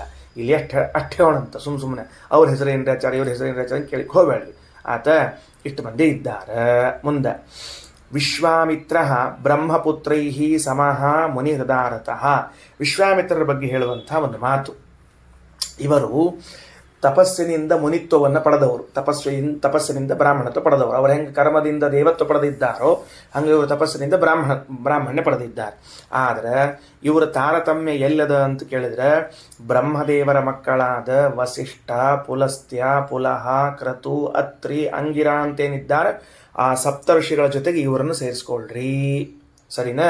ಅಲ್ರಿ, ಮತ್ತು ನೀವು ಇಲ್ಲಿ ಸೇರಿಸ್ಕೊಳ್ರಿ ಅಂತ ಹೇಳ್ತಿದ್ದೀರಿ, ಬ್ರಹ್ಮಪುತ್ರ ಸಮ ಅಂತ ತಿಳ್ಕೊಂಡು. ಕೆಲವು ಪುರಾಣಗಳಲ್ಲಿ ಪಿತೃದೇವತೆಗಳ ಜೊತೆಗೆ ಹೇಳ್ಯಾರಲ್ಲ ಮತ್ತೆ ಇವ್ರನ್ನ. ಯಾರನ್ನ? ವಿಶ್ವಾಮಿತ್ರರು ಪಿತೃದೇವತೆಗಳು ಅಂತ. ಪಿತೃದೇವತೆಗಳ ಜೊತೆ ಈ ಚಿರಪಿತೃಗಳೇನು ಹೇಳಿದ್ವಲ್ಲ, ಆ ಚಿರಪಿತೃಗಳ ಜೊತೆಗೆ ಹೇಳಿದ್ದಾರಲ್ಲ ಮತ್ತೆ ಅಂತಂದ್ರೆ, ವಿಶ್ವಾಮಿತ್ರರ ಬಗ್ಗೆ ಒಂದು ಹೊಸ ಅಂಶವನ್ನು ಶ್ರೀಮದಾಚಾರ್ಯರು ಹೊರಹಾಕ್ತಾರೆ. ಆಚಾರ್ಯ ಪಿತೃಣಾಂ ಚಾಸೌ ಪಿತೃಭಿಃ ಸಹ ಪಠ್ಯತೆ, 501ನೇ ಪೇಜು. ಇವರು ವಿಶ್ವಾಮಿತ್ರರು ಚಿರಪಿತೃಗಳಿಗೆ ಆಚಾರ್ಯ ಸ್ಥಾನದಲ್ಲಿ ಇದ್ದಾರೆ. ಅಂದ್ರೆ ಪಾಠ ಹೇಳಿಕೊಡ್ತಾರ ಅಂತ ಅರ್ಥದಕ್ಕೆ. ಸುಮ್ಮನೆ ಆಚಾರ ಆಗಿಲ್ಲ. ಹಂಗೆ ನಮ್ಮಲ್ಲಿ ಊಟಕ್ಕೆ ಬಂದ ಆಚಾರ ಆಗಿರ್ತಾರೆ, ಆಚಾರ ಊಟಕ್ಕೆ ಬರ್ರಿ ಅಂತ. ಬಂದು ಊಟಕ್ಕೆ ಬಂದ ಆಚಾರ ಇಲ್ಲ ಆಚಾರ ಅಂತ ಕರಿಬಾರದು. ಮತ್ತೆ ಆಚಾರ್ಯ ಶಬ್ದದ ಅರ್ಥ ಏನು ಗೊತ್ತೇನು? ಏನಂತಾರ? ಆಚಿನೋತಿ ಶಾಸ್ತ್ರಾರ್ಥಾನ್ ಸ್ವಯಂ ಆಚರತೆ ಯಸ್ತು ಆಚಾರಾನ್ ಗ್ರಾಹಯತ್ಯಪಿ ತಮಾಚಾರಂ ಪ್ರಚಕ್ಷತೆ. ಇಷ್ಟು ಮಾಡ್ತಿದ್ರೆ ಅವ್ರನ್ನ ಆಚಾರ್ಯ ಅಂತ ಕರಿಬೇಕಂತ. ಶಾಸ್ತ್ರಾರ್ಥ ಸಂಗ್ರಹ ಮಾಡುವುದರಲ್ಲಿ ಕುಶಲರು, ನಿಪುಣರಾಗಿರಬೇಕು. ಆಚಿನೋತಿ ಶಾಸ್ತ್ರಾರ್ಥ ಆಚಾರಾನ್ ಗ್ರಾಹಯುತ್ಯುತ, ಶಿಷ್ಯರಿಗೆ ಸದಾಚಾರವನ್ನು ಬೋಧಿಸಿ ಅವರಿಂದ ಸದಾಚಾರವನ್ನು ಮಾಡಿಸ್ತಿರಬೇಕು. ಮತ್ತು ಮಂದಿಗೆ ಹೇಳ್ಕೂತ್ ಕೊಡೋದು ಅಷ್ಟೇ ಅಲ್ಲ, ಸ್ವಯಂ ಆಚರತೆ ಅಸ್ತು, ತಾವು ಸ್ವಯಂ ಆಚಾರ ಸದಾಚಾರವಂತರಾಗಿದ್ದರೆ ಅವರನ್ನು ಆಚಾರ್ಯರು ಅಂತ ಕರಿಬೇಕು. ಇಲ್ಲದೇ ಇದ್ರೆ ಎಂದೂ ಸಂಧ್ಯಾವಂದನೆ ಮಾಡದೇ ಇದ್ದವರು ನಮ್ಮಲ್ಲಿ ಆಚಾರ ಆಗಿಬಿಟ್ಟಿರ್ತಾರೆ, ಅಂಥವ್ರು ಉಪಯೋಗ ಇಲ್ಲ. ಮತ್ತೆ ಅದಕ್ಕೆ ಆಚಾರ್ಯ ಪಿತೃಣಾಂ ಚಾಸೌ ಪಿತೃಭಿಸ್ ಸಹ ಪಠ್ಯತೆ. ಇದೊಂದು ಹೊಸ ಮುಖ, ವಿಶ್ವಾಮಿತ್ರರ ಬಗ್ಗೆ ನಾವು ತಿಳಿದಿರುವಂಥ ಹೊಸ ಮುಖ. ಈಗ ಈ ಪೈಂಗಿಶ್ರುತಿ ಏನು ಮಾಡ್ಲಿಕ್ಕತ್ತದ, ಎರಡು ಅಂಶವನ್ನು ತಂದು ಹೇಳಿಕತ್ತದ. ವಿಶ್ವಾಮಿತ್ರರು ಎಲ್ಲಿ ತಿಳ್ಕೊಳ್ಬೇಕು ಅಂದ್ರೆ ಬ್ರಹ್ಮಪುತ್ರರ ಜೊತೆಗೆ ತಿಳ್ಕೋಬೇಕು ಅಂತ. ಅವರೆಲ್ಲಿ ಬರ್ತಾರ ಅಂತ ಕೇಳಿದ್ರೆ, ಅಗ್ನಿಯ ಕೆಳಭಾಗದಲ್ಲಿ ಮರೀಚಿ, ಅತ್ರಿ, ಅಂಗಿರಸ, ಪುಲಸ್ತ್ಯ, ಪುಲಹ, ಕ್ರತು, ವಸಿಷ್ಠ ಹಾಗೂ ವೈವಸ್ವತ ಮನು, ಈಗೇನು ಹೇಳಿದ್ದೀವಲ್ಲ ವೈವಸ್ವತ ಮನು, ಅವರು ಜೊತೆಗೆ ವಿಶ್ವಾಮಿತ್ರರು ಅಲ್ಲಿ ಬರ್ತಾರೆ. ಹೇಳೋ ಕಾಲಕ್ಕೆ ಕೆಲವು ಕಡೆಗೆ ಏನಾಗ್ಯದ ಅಂದ್ರೆ ಪುರಾಣಗಳಲ್ಲಿ ಪಿತೃದೇವತೆಗಳ ಜೊತೆಗೆ ಹೇಳಿಬಿಟ್ಟಾರ. ಎಲ್ಲವರು ಈಗೇನು ಇವ್ರು ಹೇಳಿದ್ವಲ್ಲ ನಾವು, ಯಾರವರು ಕರ್ಮಜ ದೇವತೆಗಳು, ಅದಾದ ಮೇಲೆ ಸನಕ ಸನಂದನ, ಆಮೇಲೆ ಅಪ್ಸರಾಸ್ತ್ರೀಯರು, ಆಮೇಲೆ ಚಿರಪಿತೃಗಳು ಬರ್ತಾರೆ. ಈ ಚಿರಪಿತೃಗಳ ಜೊತೆಗೆ ಹೇಳಿದ್ದರಿಂದ ಹಂಗಾರೆ ವಿಶ್ವಾಮಿತ್ರರನ್ನ ಚಿರಪಿತೃಗಳ ಜೊತೆಗೆ ತಗೋಬೇಕಾ, ಬ್ರಹ್ಮಪುತ್ರರ ಜೊತೆಗೆ ತಗೋಬೇಕಾ? ಎರಡು ಕಡೆ ಅವರ ಹೆಸರು ಬಂದದ ಉಲ್ಲೇಖ. ಅದಕ್ಕೆ ಉತ್ತರ ಹೇಳಿದ ಶ್ರೀಮದಾಚಾರ್ಯರು, ವಾಸ್ತವದಲ್ಲಿ ಅವರನ್ನ ಬ್ರಹ್ಮಮಾನಸ ಪುತ್ರರಾದ ವಸಿಷ್ಠಾದಿಗಳ ಜೊತೆಗೆ ವೈವಸ್ವತ ಮನುವಿನ ಜೊತೆಗೆ ತಗೊಳ್ಬೇಕು. ಮತ್ತು ಇಲ್ಲಿ ಯಾಕೆ ಹೆಸರು ಬಂತಂಗಾರ ಅಂದ್ರೆ ಆಚಾರ್ಯ ಪಿತೃಣಾಂ ಚಾಸೋ ಪಿತೃಭಿಸ್ ಸಹ ಪಠ್ಯತೆ, ಅವರು ಪಿತೃಗಳ ಆಚಾರ್ಯರಾದದ್ದರಿಂದ ಅಲ್ಲಿ ಹೇಳಲ್ಪಡ್ತಾರ. ಆಚಾರ್ಯರು ಅಂದ್ರೆ ಏನಾಗಬೇಕು, ಚಂದ ತಾವು ಶಾಸ್ತ್ರಾರ್ಥವನ್ನು ಗಟ್ಟಿ ಮಾಡಿಕೊಂಡು ಆ ಶಾಸ್ತ್ರಾರ್ಥವನ್ನೆಲ್ಲ ಆಚರಣೆಯಲ್ಲಿ ತಂದಿರಬೇಕು.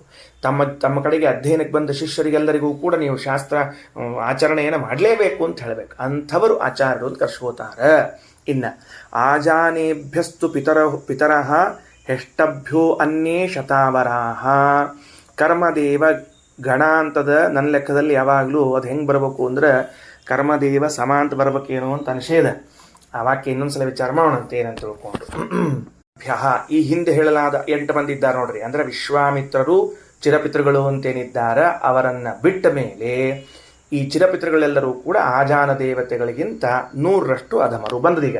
ಆಜಾನ ದೇವತೆಗಳ ಕೆಳಗೆ ಬಂದಾರ. ಯಾರನ್ನು ಬಿಡಬೇಕು ಅಂತಿಷ್ಟು ಹೇಳಿ ಆಜಾನ ದೇವತೆಗಳಿಗೂ ಚಿರಪಿತೃಗಳಿಗೂ 100ರಷ್ಟು ಅಂತರ ಇದೆ ಗುಣದಿಂದ ಅಂತ ತಿಳ್ಕೊಳ್ರಿ. ಅದಾದ ಮೇಲೆ ಒಂದು ಸ್ವಾರಸ್ಯ ಹೇಳ್ತಾರೆ, ಗಂಧರ್ವರು ಬಂದಾರ ಹಿಂದ. ಎಲ್ಲಿ ಗಂಧರ್ವರು ಬಂದಾರ? ತುಂಬುರು ಪ್ರಮುಖ ಅಂತ ಬಂದಾರ ನೋಡ್ರಿ. ಅವರು ವಾಸ್ತವಿಕವಾಗಿ ಎಲ್ಲಿ ಬಂದಿದ್ರು? ಕರ್ಮಜ ದೇವತೆಗಳಿಗಿಂತ ತೆಳಗೆ ಬಂದಿದ್ರು. ಆದರೆ ಅವರಲ್ಲಿ 8 ಜನ ಕರ್ಮ ದೇವತೆಗಳ ಸಮಾನರಾಗಿದ್ದಾರೆ ಅಂತ ತಿಳಿದುಕೊಳ್ಳ್ರಿ. ಸರಿ ಆಯ್ತಾ? ಮತ್ತು ಸ್ವಲ್ಪ ಸೂಕ್ಷ್ಮ ತಾರತಮ್ಯ ಇದೆಲ್ಲ. 7 ಜನ ಅವರು ಕರ್ಮದೇವತೆಗಳ ಸಮಾನರು, 7 ಜನ ಪಿತೃದೇವತೆಗಳು, 8 ಜನ ಗಂಧರ್ವರು ಕರ್ಮಜ ದೇವತೆಗಳ ಸಮಾನರು. ಅಂದಮೇಲೆ ಈಗೇನು ಮಾಡ್ಬೇಕು ನೀವು ಅಂದ್ರೆ ಈ ರಾಜರನ್ನೆಲ್ಲ ಎಲ್ಲಿ ಹಾಕಿರ್ತೀರಿ ಕಕ್ಷಾ ತಾರತಮ್ಯದಲ್ಲಿ, ಅವರಲ್ಲಿ 7 ಜನ ಚಿರುಪಿತೃಗಳನ್ನು 8 ಜನ ಗಂಧರ್ವರನ್ನು ಬರ್ಕೊಳ್ಬೇಕು ಅಂದಾಗ ಸರಿಯಾದ ತಾರತಮ್ಯ ಸಿದ್ಧ ಆಗ್ತದೆ. ಮುಂದೆ ತತ್ಪರೇಶತಂ ಆಜಾನ ದೇವೇಭ್ಯ, 8 ಮಂದಿನ ಬಿಟ್ರೆ ಉಳಿದವರೆಲ್ಲರೂ ಕೂಡ ಗಂಧರ್ವರಲ್ಲಿ ಮತ್ತೆ ಯಥಾ ಪ್ರಕಾರ 100ರಷ್ಟು ಕಡಿಮೆ ಇದ್ದಾರೆ. ತೇಭ್ಯೋ ಅನ್ಯೇ ಪಿತೃಭ್ಯಶ್ಚ ಶತಾವರಾಹ, ಅವರಿಂದ ಭಿನ್ನರಾದವರು ಯಾರಿದ್ದಾರೋ ಗಂಧರ್ವರು ಅವರೆಲ್ಲ ಪಿತೃಗಳಿಗಿಂತಲೂ ಕೆಳಗೆ ಬರ್ತಾರ. ಮುಗೀತು ಕೆಲಸ.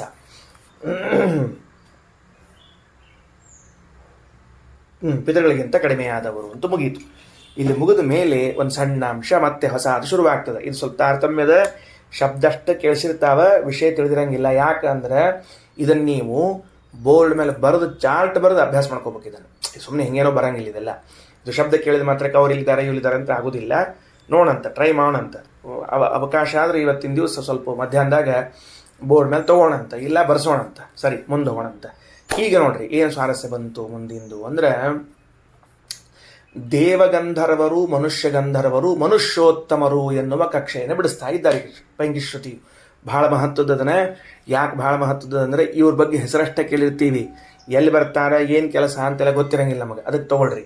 ಸ್ವಮುಖೇನೈವ ಈ ದೇವೈಹಿ ಯೇ ಆಜ್ಞಾಪ್ಯಾಹ ಸರ್ವದಾ ಗಣಾಹ ಆಖ್ಯಾತ ದೇವಗಂಧರ್ವಾಹ. ಇವರನ್ನು ನಾವು ದೇವಗಂಧರ್ವರು ಅಂತ ಕರಿತೇವೆ. ಯಾರನ್ನ ದೇವಗಂಧರ್ವರು ಅಂತ ಕರಿತೀರಿ ಅಂತಂದ್ರೆ ದೇವತೆಗಳು ತಮ್ಮ ಮುಖದಿಂದಲೇನೆ ಸಾಕ್ಷಾತ್ ಯಾರಿಗೆ ಆಜ್ಞೆಯನ್ನು ಕೊಡ್ತಾರೋ ಅವರನ್ನ ದೇವಗಂಧರ್ವರು ಎಂದು ಕರೆಯಬೇಕು. ಯಾಕ ಈಗಾಗಲೇ ಹಿಂದೆ ಗಂಧರ್ವಗಣ ಬಂದ್ಬಿಟ್ಟದ. ಈಗ ಎಲ್ಲಿ ಗಂಧರ್ವಗಣ ಅದ ಅಂತ ತಿಳ್ಕೊಂಡಿದ್ದೀವಿ ನಾವು, ಎಲ್ಲಿ ಕರ್ಮಜ ದೇವತೆಗಳ ತರುವಾಯ ಗಂಧರ್ವರ ಗಣ ಬಂದ್ಬಿಟ್ಟದ. ಆ ಗಂಧರ್ವರಲ್ಲಿ 8 ಜನ ಕರ್ಮಜ ದೇವತೆಗಳಿಗೆ ಹೋಗ್ಬಿಟ್ಟಾರ, ಸಮಾನ ಕಕ್ಷೆಗೆ, ಉಳಿದವ್ರ ಕೆಳಗಿದ್ದಾರೆ. ಆ 8 ಜನರನ್ನು ಹೊರತುಪಡಿಸಿ ಉಳಿದ ಗಂಧರ್ವರೇನಿದ್ದಾರೋ ಇವರಲ್ಲಿ 2 ಗಂಧರ್ವರು, ಒಂದು ಮನುಷ್ಯ ಗಂಧರ್ವರು, ಒಂದು ದೇವಗಂಧರ್ವರು. ಆ ದೇವಗಂಧರ್ವರು ಯಾರು ಅಂತ ಕೇಳಿದ್ರೆ ನೇರವಾಗಿ ದೇವತೆಗಳ ಕರೆದು ಇಲ್ಲಿ ಬಾ, ಇಲ್ಲಿ ನೀ ಇಂಥ ಕೆಲಸ ಮಾಡ್ಕೊಂಡು ಹೋಗು ಅಂತ ಹೇಳಿದ್ರೆ ಅವರು ದೇವಗಂಧರ್ವರು. ನೀ ಹೋಗ್ಬೇಡ, ಅವ್ನು ಹೇಳು, ಅವ್ನು ಕಳಿಸು ಅಂತ ಹೇಳಿದ್ರೆ ಈ ದೇವತೆಗಳ ಮೂಲಕ ಇನ್ನೊಬ್ಬರಿಗೆ ಹೇಳಿ ಕಳಿಸ್ತಿದ್ರೆ ಅವರು ಮನುಷ್ಯ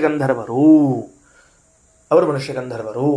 ನೇರವಾಗಿ ತಾವೇ ಆದೇಶ ಮಾಡ್ತಿದ್ರೆ ದೇವಗಂಧರ್ವರು, ಅವರ ಮೂಲಕ ಇನ್ನೊಬ್ಬರಿಗೆ ಆದೇಶ ಮಾಡಿದ್ರೆ ಆ ಆದೇಶ ಪಡೆದಂಥವರು ಯಾರು ಅಂತ ಕೇಳಿದ್ರೆ ಮನುಷ್ಯ ಗಂಧರ್ವರು ಅಂತ ತಿಳ್ಕೊಳ್ರಿ. ಅನ್ಯಮುಖ ಗೋಚರಾಹ ಮಾನುಷಾಹ ಗಂಧರ್ವಾಹ ತೇಭ್ಯಸ್ತೆ ಶತಾವರಾಹ. ದೇವಗಂಧರ್ವರಿಗಿಂತ ಮನುಷ್ಯ ಗಂಧರ್ವರು 100 ಗುಣಗಳಷ್ಟು ಅವರರು ಅಂತ ತಿಳ್ಕೊಳ್ರಿ. ಇಷ್ಟಾದ ಮೇಲೆ ಮತ್ತೊಂದು ಅಂಶವನ್ನು ಹೇಳಬೇಕಾಗಿದೆ. ಏನು ಅಂಶ ಹೇಳಬೇಕಾಗಿದೆ ಅಂದ್ರೆ, ಭಾಳ ಪ್ರಾರಂಭದೊಳಗೆ ಒಂದು ಮೊದಲೇ ದಿವಸ ಬೃಹದಾರಣ್ಯಕ ಮೊದಲೇ ಪಾಠ ಪ್ರಾರಂಭ ಆದಾಗ ಒಂದು ಓದಿದ್ವಿ. ಏನು ಓದಿದ್ವಿ ಅಂದ್ರೆ, ಲೋಕದಲ್ಲಿ ಕುದುರೆಗಳ ಹೆಸರು ಬೇರೆ ಬೇರೆ ಅವ. ಹಯ, ವಾಜಿ, ಅರ್ವ, ಅಶ್ವ ಅಂತ 4 ಅಂತ ಪ್ರಾಯ 3ನೇ 4ನೇ ಪಾಠದಾಗ ಹೇಳಿದ್ದೆ ನಾನು. ಸರಿನಾ? 4 ತರಹದ ಕುದುರೆಗಳ ಹೆಸರನ್ನು ಹೇಳಿದ್ದೆ. ಏನಂತ? ಹಯ, ವಾಜಿ, ಅರ್ವ, ಅಶ್ವ ಅಂತ ತಿಳ್ಕೊಂಡು. ಯಾಕೆ 4 ತರಹದ ಕುದುರೆಗಳ ಹೆಸರು ಅಂತ ಕೇಳಿದಾಗ, ಹಯ ಅನ್ನೋದು ದೇವತೆಗಳ ಕುದುರೆಗಳ ಹೆಸರು, ವಾಜಿ ಅಂತನ್ನೋದು ಗಂಧರ್ವರ ಕುದುರೆಗಳ ಹೆಸರು ಅಂತ ಬಂದಿತ್ತಲ್ಲಿ. ಗೊತ್ತಾಯ್ತಾ? ಗಂಧರ್ವರ ಕುದುರೆಗಳ ಹೆಸರೇನು? ವಾಜಿ ಅಂತ ತಿಳ್ಕೊಂಡು. ಆಮೇಲೆ ದೈತ್ಯರ ಕುದುರೆಗಳ ಹೆಸರೇನು? ಅರ್ವ ಅಂತ. ಮನುಷ್ಯರ ಕುದುರೆಗಳ ಹೆಸರೇನು? ಅಶ್ವ ಅಂತ ತಿಳಿದುಕೊಂಡು ಬಂದಿತ್ತು. ಅಲ್ಲಿ ಗಂಧರ್ವರು ಬಂದಿದ್ರು ನೋಡ್ರಿ. ಅಲ್ಲಿ ನಾವೇನು ತಿಳ್ಕೊಂಡಿರ್ಲಿಲ್ಲ, ಕೇವಲ ಗಂಧರ್ವರು ಅಂತ ಇಷ್ಟೇ ತಿಳ್ಕೊಂಡಿದ್ವಿ. ಅಲ್ಲಿ ಆಚಾರ್ಯ ಹೇಳುವಾಗ ಏನು ಹೇಳಿದ್ರು ಅಂದರೆ, ಈ ಗಂಧರ್ವರ ಬಗ್ಗೆ ಟೋಟಲ್ಲಿ ಆ ಪೇಜು ಈ ಪೇಜ್ ನಂಬರ್ ಹೇಳ್ತೀನಿ, 467, 501 ಈ 2 ಪೇಜ್ಗಳನ್ನು ರೆಫರೆನ್ಸಿಗೆ ಒಂದೊಂದು ಕಡೆ ಹಾಕ್ಕೋಬೇಕು. ಪುಟಗಳನ್ನು ಕೈಲಿ ಹಿಡ್ಕೊಳ್ರಿ, 2 ಪುಟಗಳನ್ನು 467, 501 ಎರಡೂ ಹಿಡ್ಕೊಂಡಾಗ ಏನು ತಿಳಿದು ಬಂತು ನಮಗೀಗ ಅಂದ್ರೆ, ಗಂಧರ್ವರ ಕುದುರೆಯ ಪರಿಚಯವನ್ನ ಮೊದಲು ಪುಟದಲ್ಲಿ ಮಾಡಿದ್ದಾರೆ. ಈ ಪುಟದಲ್ಲಿ ಗಂಧರ್ವರು ಯಾರು ಅಂತ ಪರಿಚಯ ಮಾಡಿಸ್ತಿದ್ದಾರೆ. ಹಾಗಾದರೆ ಗಂಧರ್ವರ ಬಗ್ಗೆ ಇವತ್ತು ನಮಗೊಂದು ಹೊಸ ಅಂಶ ತಿಳಿದು ಬಂತು. ಏನು ತಿಳಿದು ಬಂತು ಅಂದರೆ, ತಾರತಮ್ಯದಲ್ಲಿ ಕರ್ಮಜ ದೇವತೆಗಳ ತರುವಾಯ ಅವರ ಸಾಲಿನಲ್ಲಿ ಸೇರುವ 8 ಮಂದಿ ಗಂಧರ್ವರನ್ನ ಬಿಟ್ಟು ಉಳಿದ ದೇವತೆಗಳಲ್ಲಿ ಏನು ಗಂಧರ್ವರು ಬಂದಿದ್ದಾರೋ ಅವರು ದೇವಗಂಧರ್ವರು ಅಂತ ಕರೆಸಿಕೊಳ್ಳುತ್ತಾರೆ. ಅವರಲ್ಲಿ ಎಷ್ಟು ವಿಧ ಅದ ಅನ್ನೋದು ಒಂದು ನೋಡ್ರಿ. ಅದರಲ್ಲಿ ಏನು ಅಂದರೆ, ಯುದ್ಧಕ್ಕೆ ಹೋಗುವ ಗಂಧರ್ವರು, ಆಮೇಲೆ ಗಾಯನ ಮಾಡುವ ಗಂಧರ್ವರು, ನರ್ತನ ಮಾಡುವ ಗಂಧರ್ವರು, ವಾದ್ಯ ನುಡಿಸುವ ಗಂಧರ್ವರು, ಗೂಢಚಾರರಾದ ಗಂಧರ್ವರು ಅಂತ 5 ವಿಭಾಗ ಅದ ಗಂಧರ್ವರಲ್ಲಿ. ಅವತ್ತು ಹೇಳಿದ್ದೇನೆ, ಅಲ್ಲಿ ಬರೆಸಿದ್ದೇನೆ, ಇವತ್ತಿಲ್ಲಿ ಹೇಳ್ತೀನಿ, ಕೇಳಿಸಿಕೊಳ್ಳ್ರಿ, ನನ್ನ ಜೊತೆಗೆ ಹೇಳಬೇಕು. ದೇವಗಂಧರ್ವರಲ್ಲಿ 5 ವಿಭಾಗ ಹೇಳ್ಕೊತ ಹೋಗ್ಬೇಕು. ದೇವಗಂಧರ್ವರಲ್ಲಿ 5 ವಿಭಾಗ. ಯುದ್ಧಕ್ಕೆ ಹೋಗುವ ದೇವಗಂಧರ್ವರು ಒಬ್ಬರು, ಗಾನರತರಾದ ಗಂಧರ್ವರು ಮತ್ತೊಬ್ಬರು, ನರ್ತಕರಾದ ದೇವಗಂಧರ್ವರು ಮತ್ತೊಬ್ಬರು, ವಾದ್ಯವನ್ನು ನುಡಿಸುವಂತಹ ದೇವಗಂಧರ್ವರು ಮತ್ತೊಬ್ಬರು, ಗೂಢಚಾರರಾದ ದೇವಗಂಧರ್ವರು ಮತ್ತೊಬ್ಬರು. ಗೂಢಚಾರರಿದ್ದಾರೆ, ಅವರು ಇಂಡಿಯನ್ ಅವರು ಮುಗಿದು ಹೋದ ಕೆಲಸ ಅಷ್ಟ, ಮತ್ತೇನಿಲ್ಲ. ಅದ ನೋಡ್ರಿ. ಹಂಗಾರೆ ಏನು ತಿಳ್ಕೊಳ್ಳೋಣ ಅಂದ್ರೆ, ಈಗ ನಾ ಈ ಗಂಧರ್ವರ ಬಗ್ಗೆ ಒಂದು ಸಣ್ಣ ಸ್ಪೀಚ್ ಕೊಡ್ತೀನಿ ನಿಮ್ಗೆ. ಏನು ಸ್ಪೀಚ್ ಕೊಡ್ತೀನಿ ಅಂದರೆ, ದೇವತೆಗಳು ತಮ್ಮ ಆಸ್ಥಾನದಲ್ಲಿ ತಮಗೆ ಅತ್ಯಂತ ಆಪ್ತರೆನಿಸಿರುವಂತಹ ಗಂಧರ್ವರನ್ನು ಇಟ್ಟುಕೊಂಡಿದ್ದಾರೆ. ಅವರನ್ನು ದೇವಗಂಧರ್ವರು ಎಂಬ ಹೆಸರಿನಿಂದ ಕರೀತಾರೆ. ತಾವೇ ಖುದ್ದಾಗಿ ಅವರಿಗೆ ಆದೇಶವನ್ನು ಹೊರಡಿಸ್ತಾರೆ. ಏನಂತ? ನೀನು ಯುದ್ಧಕ್ಕೆ ಹೋಗ್ತಕ್ಕದ್ದು, ನೀನು ಹಾಡು ಹಾಡ್ತಕ್ಕದ್ದು, ನೀನು ಡ್ಯಾನ್ಸ್ ಮಾಡ್ತಕ್ಕದ್ದು, ನೀನು ಗಾಯನ ಮಾಡ್ತಕ್ಕದ್ದು, ನೀನು ವಾದ್ಯ ಬಾರಿಸ್ತಕ್ಕದ್ದು, ನೀನು ಗೂಢಚಾರ ಮಾಡ್ತಕ್ಕದ್ದು ಅಂತ ಹೇಳಿ ಕಳಿಸ್ತಾರೆ. ಇವರಿಗೆ ಸಂಚಾರಕ್ಕೆ ಬೇಕಾಗಿರುವಂತಹ ವಾಹನದ ವ್ಯವಸ್ಥೆಯನ್ನು ಮಾಡಬೇಕಲ್ಲ. ಅದಕ್ಕೆ ವಾಹನದ ವ್ಯವಸ್ಥೆ ನೆನಪಿಟ್ಟುಕೊಳ್ರೆ, ಬಹಳ ಸೂಕ್ಷ್ಮದ ವಾಹನದ ವ್ಯವಸ್ಥೆ ಮಾಡಬೇಕಲ್ಲ. ಅಂದ್ರೆ ಯಾರಿಗೆ ವಾಹನದ ವ್ಯವಸ್ಥೆ ಮಾಡಬೇಕು? ಹಾಡೋರಿಗೆ ವಾಹನದ ವ್ಯವಸ್ಥೆ ಮಾಡಬೇಕೇನೋ? ರೋಲ್ಡ್ ಔಟ್ ನೋಡ್ರಿ. ಅಂದ್ರೆ ಹಾಡು ಹಾಡೋರಿಗೆ ಕುದುರೆ ಬೇಕೇನಪ್ಪ? ಬೇಕಾಗಿಲ್ಲ. ಅವರು ಕುತ್ಕೊಂಡು ಹಾಡಬೇಕು. ಕುದುರೆ ಮೇಲೆ ಕುತ್ಕೊಂಡು ಹಾಡ್ಲಿಕ್ಕೆ ಬರೋದಿಲ್ಲ ರೀ. ಕುದುರೆ ಮೇಲೆ ಕುತ್ಕೊಂಡು DJ ಹಚ್ಬೋದು ಅಷ್ಟ, ಹಾಡ್ಲಿಕ್ಕೆ ಬರೋದಿಲ್ಲ. ಅಂದಮೇಲೆ ಅವರಿಗೆ ಕುದುರೆ ವ್ಯವಸ್ಥೆ ಇಲ್ಲ, ವಾಹನದ ವ್ಯವಸ್ಥೆ ಇಲ್ಲ. ಡ್ಯಾನ್ಸ್ ಮಾಡೋರಿಗೆ ಕುದುರೆ ವ್ಯವಸ್ಥೆ ಬೇಕೇನೋ, ವಾಹನದ ವ್ಯವಸ್ಥೆ ಬೇಕೇನೋ? ಸಾರಿ, ಅವ್ರಿಗೂ ಇಲ್ಲ. ಪಕ್ಕವಾದ್ಯ ನುಡಿಸೋರಿಗೆ ಬೇಕೇನೋ? ಸಾರಿ, ಅವ್ರಿಗೂ ಇಲ್ಲ. ಅಂದ್ರೆ 3 ಮಂದಿ ರೂಲ್ಡ್ ಔಟ್ ಆಗಿಬಿಟ್ರು. ಇನ್ನು ಇಬ್ಬರೊಳಗದ. ಯಾರಿಬ್ಬರೊಳಗ? ಒಂದು ಗೂಢಚಾರರು, ಒಂದು ಯುದ್ಧಕ್ಕೆ ಹೋಗೋರು. ಗೂಢಚಾರರಿಗೆ ಕುದುರೆ ಮೇಲೆ ಹೋಗೋ ಅವಶ್ಯಕತೆ ಇಲ್ಲ ವಾಸ್ತವಿಕವಾಗಿ. ಯಾಕಂದ್ರೆ ಗೂಢಚಾರರು ಕುದುರೆ ಮೇಲೆ ಹೋದ್ರೆ ಇವಾಗ ಗೂಢಚಾರ ಅನ್ಸ್ಕೊಳ್ಳೋದಿಲ್ರಿ, ಶತ್ರುಗಳಿಗೆ ಸಂಶಯನೇ ಬರ್ತದೆ. ಪಾಕಿಸ್ತಾನದಾಗ ನಮ್ಮ ಗೂಢಚಾರರು ಹೋಗಿ ಭಿಕ್ಷುಕರಾಗಿದ್ರಿ. ಅವರು ಹಂಗೆ ಒಗ್ದಿ ಸ್ಕೂಟರ್ ಮೇಲೆ ಭರ್ರ ಅಂತ ಅಡ್ಡಾಡ್ತಿದ್ರು, ಹಿಡಿದು ಅವ್ರು ಎಲ್ಲರ ಒಳಗೆ ಕರ್ಕೊಂಡು ಹೋಗಿ. ಅಂದ ಮೇಲೆ ಅವರಿಗೂ ವಾಹನದ ಅವಶ್ಯಕತೆ ಪ್ರಾಯ ಇಲ್ಲ. ಇನ್ನು ಉಳಿದುದು ಒಂದೇ ಒಂದು, ಯುದ್ಧರತರಾದವರಿಗೆ ಮಾತ್ರ ವಾಹನದ ವ್ಯವಸ್ಥೆ ಅದ. ಅದಕ್ಕೆ ಅವರಿಗೆ ಕುದುರೆ ಕೊಟ್ಟಾರ. ವಾಜ ಅಂತ ತಿಳ್ಕೊಂಡು, ವಾಜಿ ಅಂತ ತಿಳ್ಕೊಂಡು. ವಾಜ ಅಂದರೆ ಯುದ್ಧಕ್ಕೆ ಹೋಗುವಂತಹ ದೇವಗಂಧರ್ವರೇನಿದ್ದಾರೆ ಅವರಿಗೆ ಮಾತ್ರ ಕುದುರೆ ವ್ಯವಸ್ಥೆಯನ್ನು ಮಾಡಿದ್ದಾರೆ. ಅಶ್ವಮೇಧ ಬ್ರಾಹ್ಮಣ ಈ ಮತ್ತು ಅವ್ಯಾಕೃತ ಬ್ರಾಹ್ಮಣವನ್ನು ಜೋಡಿಸಿಬಿಟ್ರೆ ಎಷ್ಟು ಗಂಧರ್ವರ ಬಗ್ಗೆ ಎಷ್ಟು ದೊಡ್ಡದಾದ ಕಥೆ ಬರ್ತದೆ ನೋಡ್ರಿ ನಮಗೆಲ್ಲ. ಯಾವ ಗಂಧರ್ವರ ಬಗ್ಗೆ ನಾವು ತಿಳಿದಿದ್ದಿಲ್ಲ. ಹಾಗಾದರೆ ದೇವತೆಗಳು ತಮಗೆ ಅತ್ಯಾಪ್ತರೆನಿಸಿರುವಂತಹ ಕೆಲವು ವ್ಯಕ್ತಿಗಳನ್ನು ಇಟ್ಟುಕೊಂಡಿದ್ದಾರೆ. ಅವರನ್ನು ನಾವು ದೇವಗಂಧರ್ವರು ಅಂತ ಕರಿತೇವೆ. ಸ್ವತಃ ದೇವತೆಗಳು ಅವರನ್ನು ಕರೆದು ಆದೇಶ ಮಾಡ್ತಾರೆ. ಎಂತಹ ಆದೇಶವನ್ನು ಮಾಡ್ತಾರೆ? ಸಭೆಯಲ್ಲಿ ನೀವು ಗಾಯನ ಮಾಡಬೇಕು, ಸಭೆಯಲ್ಲಿ ನೀವು ನರ್ತನವನ್ನು ಮಾಡಬೇಕು, ಸಭೆಯಲ್ಲಿ ನೀವು ವಾದ್ಯವನ್ನು ನುಡಿಸಬೇಕು ಅಂತ 3 ಜನರಿಗೆ ಇಟ್ಟುಕೊಂಡು ತಮ್ಮ ಜೊತೆಗೆ ಇಟ್ಟುಕೊಂಡಿದ್ದಾರೆ. ಇನ್ನೊಬ್ಬರನ್ನ ನೀವು ಶತ್ರುಗಳ ರಾಜ್ಯದಲ್ಲಿದ್ದು ಗೂಢಚರ್ಯವನ್ನು ಮಾಡಬೇಕು ಅಂತ ಕಳಿಸಿದ್ದಾರೆ. ಇನ್ನೊಬ್ಬರನ್ನ ತಮ್ಮ ದೇವತೆಗಳ ಲೋಕದ ಬಾರ್ಡರಿಗೆ ನಿಲ್ಲಿಸಿಬಿಟ್ಟಿದ್ದಾರೆ. ಆ ಬಾರ್ಡರ್ಗೆ ನಿಲ್ಲಿಸಿರುವಂತಹ ದೇವಗಂಧರ್ವರ ಕೈಯಲ್ಲಿ ಕುದುರೆ ಕೊಟ್ಟಿದ್ದಾರೆ. ಆ ಕುದುರೆ ಹೆಸರೇನು ಅಂದ್ರೆ ವಾಜಿ. ಯಾಕಂದ್ರೆ ವಾಜಿ ಅಂತ ಯಾಕೆ ಆ ಕುದುರೆಗೆ ಹೆಸರು ಬಂತು ಅಂತ ಕೇಳಿದರೆ, ಯುದ್ಧದಲ್ಲಿ ನಿರತವಾದ ಕುದುರೆಗಳನ್ನು ವಾಜಿ ಅಂತ ಕರಿಬೇಕು. ಎಕ್ಸ್ಪರ್ಟ್ ಅವು ಮನಿ ಕುದುರೆ ಅಲ್ರಿ, ಅವು ಮೆರವಣಿಗೆ ಕುದುರೆ ಅಲ್ಲ. ಮತ್ತವು ಮೆರವಣಿಗೆ ಕುದುರೆ ಅಲ್ಲವು, ಅವು ಯುದ್ಧದ ಕುದುರೆ. ಅಂದ ಮೇಲೆ ಆ ಯುದ್ಧದ ಕುದುರೆಗಳನ್ನು ಕೊಟ್ಟು ಅವರನ್ನು ಕಳಿಸಿದ್ದಾರೆ. ಇಷ್ಟು ನಾವು ಶ್ರೀಮದಾಚಾರ್ಯ ಗ್ರಂಥಗಳಿಂದ ಗಂಧರ್ವರ ಬಗ್ಗೆ ಒಂದು ಪಿಕ್ಚರ್ ತಗೊಳ್ಳಿಕ್ಕೆ ಬರ್ತದೆ. ಆದ್ದರಿಂದ ಇನ್ನು ಅವರು ಯಾರಿಗೆ ಆದೇಶವನ್ನು ಮಾಡ್ತಾರೋ ಅವರು ಮನುಷ್ಯ ಗಂಧರ್ವರು ಎಂದು ಕರೆಸಿಕೊಳ್ತಾರೆ. ಮಾನುಷಾಸ್ತೇತು ಗಂಧರ್ವಾಹ ತೇಭ್ಯಶ್ಚ ಶತವರಾಹ.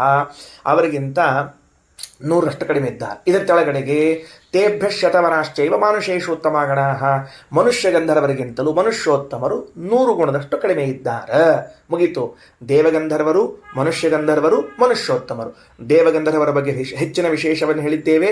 ಆ ದೇವಗಂಧರ್ವರಿಂದ ದೇವತೆಗಳ ಆದೇಶವನ್ನು ಪಡೆದು ಕಾರ್ಯ ಮಾಡುವ ಮನುಷ್ಯ ಗಂಧರ್ವರು ಅವರಿಗಿಂತ ಕಡಿಮೆಯವರು. ಆ ಮನುಷ್ಯ ಗಂಧರ್ವರಿಗಿಂತಲೂ ಮನುಷ್ಯೋತ್ತಮರು 100ರಷ್ಟು ಕಡಿಮೆ ಇದ್ದಾರೆ. ಶ್ರೀಕೃಷ್ಣಾರ್ಪಣಮಸ್ತು.